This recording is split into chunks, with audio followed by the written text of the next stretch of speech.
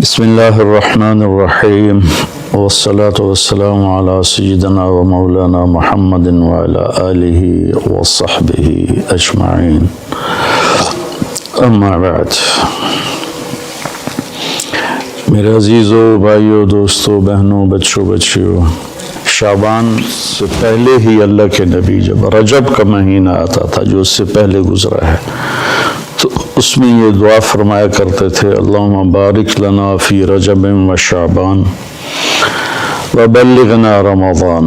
یا اللہ ہمارے رجب اور شعبان میں برکت عطا فرما اور ہمیں رمضان مبارک نصیب فرما۔ تو ان 2 مہینوں میں گویا آپ رمضان کی تیاری شروع فرما دیتے تھے۔ عربی زبان ایسی ہے جس میں کوئی لفظ بیکار کا نہیں ہے، بے معنی نہیں ہے۔ جس ہم کہتے ہیں چائے وائے روٹی شوٹی، پانی وانی، کھانا شانا، تو یہ شانا وائے یہ سارے وہ الفاظ ہیں جن کا کوئی مطلب نہیں ہے۔ عربی میں ایسا نہیں ہے، اس کے ہر لفظ کا بلکہ ہر حرف کا مطلب ہے۔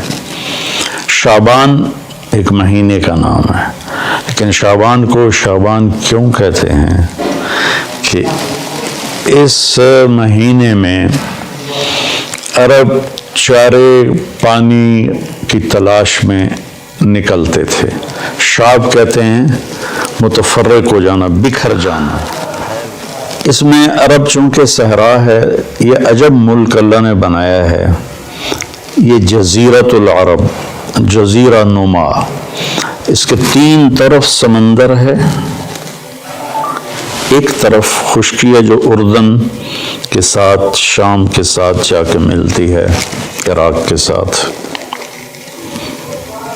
اور 3 طرف سمندر ہونے کے باوجود یہاں دریا، ایک دریا نہیں، اتنے بڑے ملک میں پاکستان سے 5 گنا بڑا ہے اور ایک دریا نہیں، اور اتنی تھوڑی بارش ہوتی ہے۔ جزیرہ نما جو ملک ہوتے ہیں وہاں تو بارشیں مسلسل ہوتی ہیں اور دھڑا دھڑ ہوتی ہیں، لیکن اللہ نے یہاں کے پہاڑوں کو اس طرح سے ڈیزائن کیا ہے کہ بارش کی ہوائیں اس سے ٹکرا کے واپس ہو جاتی ہیں۔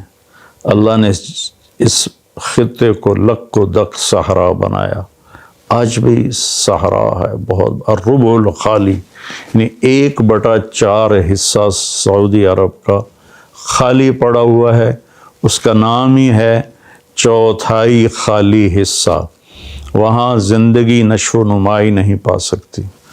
تو عرب کا جو جغرافیائی ایک تھا سٹرکچر، اس میں وہ کسی ایک جگہ رہ نہیں سکتے تھے، چند ایک شہر تھے جو آباد تھے، باقی وہ ہر وقت وہاں پانی ہے تو پورا قبیلہ وہاں چلا جاتا تھا، پھر پانی ختم ہو گیا، پھر پانی پہ لڑائی جھگڑے، پھر کسی اور جگہ پانی کا سراغ ملا وہاں چلا گیا۔ تو پانیوں اور چارے والی زمین کی تلاش کے لیے شعبان میں یہ نکلتے تھے، اور پھر آ کر اپنے سردار کو خبر دیتے کہ وہاں چارہ ہے، وہاں پانی ہے، پھر پورا قافلہ موو کر کے وہاں چلا جاتا تھا۔ اور یہ موبائل تھے خانہ بدوش، اور ان کی بستیاں، ان کے شہر خیمے ہوتے تھے، اور چونکہ یہ فطرت پر تھے، چونکہ کوئی وہاں ایسی چیز نہیں تھی جو ان کی فطرت کو مسخ کرے، جیسے میں شہری زندگی نے ہماری فطرت کو بالکل ادھورا کر کے رکھ دیا ہے۔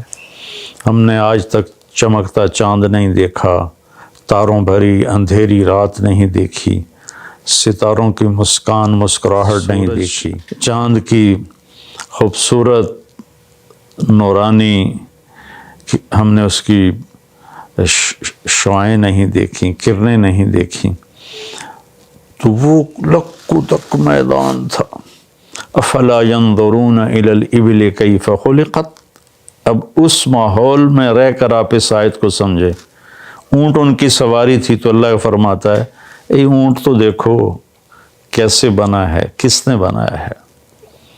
وَإِلَى السَّمَاءِ كَيْفَ رُفِعَتْ، جب تم صحرا میں سوتے اور اوپر تاروں بھری رات ہوتی ہے یا 14ویں کا چاند ہوتا ہے، یہ کس نے اوپر کھڑا کر دیا۔ وَإِلَى الْجِبَالِ كَيْفَ نُصِبَتْ، یہ تمہارے چاروں طرف پہاڑ ہیں کالے سیاہ، یہ کس نے کھڑے کیے، کیسے کھڑے ہو گئے۔ وَإِلَى الْأَرْضِ كَيْفَ سُطِحَتْ، اور یہ زمین بچھونا کیسے بن گئی، اس میں تم سفر کرتے ہو، ہم نے تمہارے لیے زمین کو سکیڑ دیا۔ تو وہ یہ کلچر تھا عرب کی بود و باش اور تہذیب کا کہ یہ موبائل رہتے تھے۔ جب ایک جگہ بستی آباد ہوتی تھی تو جو فطرت میں ہوتا ہے نا، اس میں مزاج عشق بہت طاقتور ہوتا ہے۔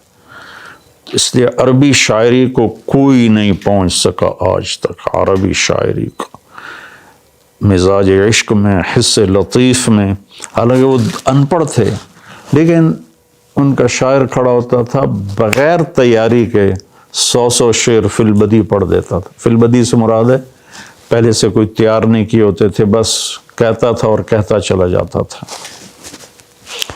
تو عشق و محبت بھی عرب کا عشق زنا سے پاک تھا۔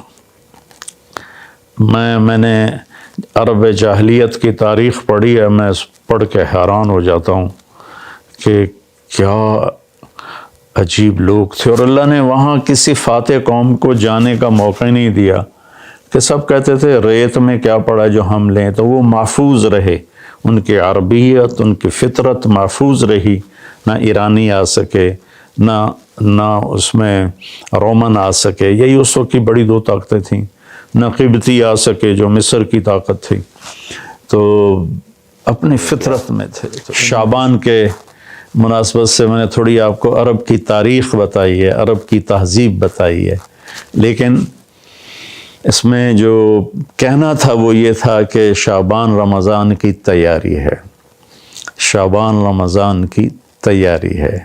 تو اس میں میرے بھائیو، ہم اگر کوئی کبیرہ گناہ میں ہیں تو توبہ کریں، چھوڑنے کی کوشش کریں یہاں تک کہ رمضان تک بالکل چھوٹ جائے۔ کسی سے لڑے ہوئے ہیں تو منانے صلح کی کوشش کریں یہاں تک کہ رمضان تک صلح ہو جائے۔ کسی کا حق مارا ہوا ہے تو اس سے جا کے دینے کی طاقت ہے تو فوراً دے دیں، ورنہ معافی مانگ کے کہیں بھی میں آہستہ آہستہ ادا کر دوں گا۔ یہ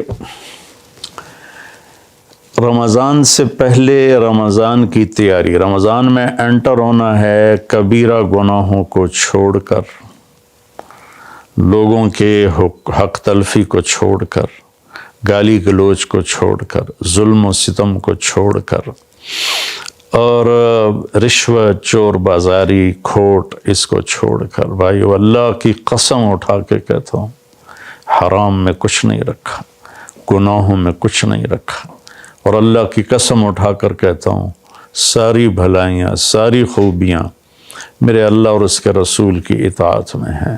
اللہ کے واسطے ہم باقی گناہوں سے بھی توبہ کریں اور فرقہ واریت سے بھی توبہ کریں۔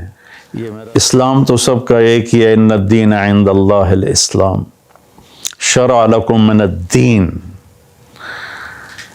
تو دین تو سب کا ایک ہی ہے۔ آگے چھوٹی چھوٹی باتوں پہ فرقے بن گئے ہیں، جنازے کے بعد دعا پڑھنی یا نہیں پڑھنی، اس پر ہی فرقہ بنا پڑا ہے۔ تو اتنی چھوٹی باتوں میں ہم الجھ گئے، ساری دنیا کتنے خطرے سے گزر رہی ہے۔ ہم توبہ کریں باقی گناہوں سے بھی اور فرقہ واریت سے۔ دیکھو، میں ہاتھ جوڑتا ہوں، علماء سے بھی کہتا ہوں، یہ دیوبندی بریلوی والا میدان جنگ بند کر دو، یہ شیعہ سنی والا میدان جنگ بند کر دو، یہ حنفی مالکی شافعی حنبلی سلفی یہ میدان جنگ بند کر دو۔ انشاءاللہ جو بھی قرآن اور حدیث کو سامنے رکھ کر عمل کر رہا ہے، اللہ کا فضل اس پر چھائے گا اور وہ ایک دن ضرور جنت میں جائے گا۔ اگر اس کا غلط مطلب بھی سمجھا ہے تو اللہ جو چاہے گا فیصلہ کرے گا۔ ہم اللہ کے واسطے امت بنیں، اپنے ملک کی حفاظت کریں، یا اپنے ملک کی حفاظت کریں۔ اگر ہم کوئی منفی مثبت کام نہیں کر سکتے تو منفی بھی نہ کریں۔